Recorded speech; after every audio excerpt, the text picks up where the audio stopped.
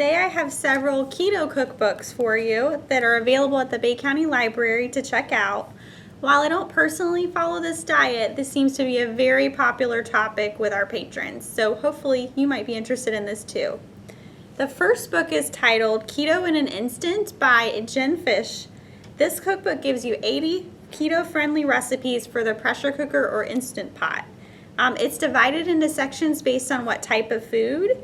And one thing I like about her recipes is she gives an active prep time along with cook time, which makes it easy to know how long it will take you to fix a meal.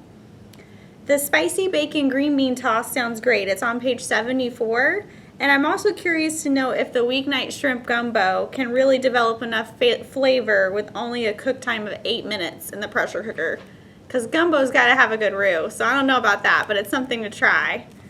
The next cookbook is called the Mexican Keto Cookbook, and it is beautiful.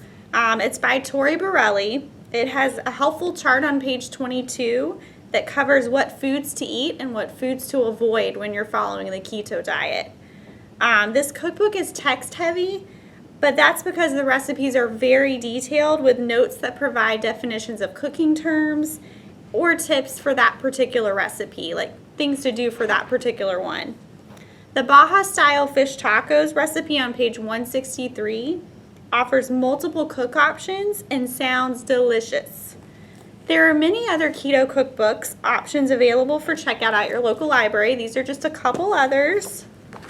We even have some keto cookbooks on our ebooks through our Libby by Overdrive app, so that's something else to look forward to in case you don't want to get anything on your cookbook in the kitchen.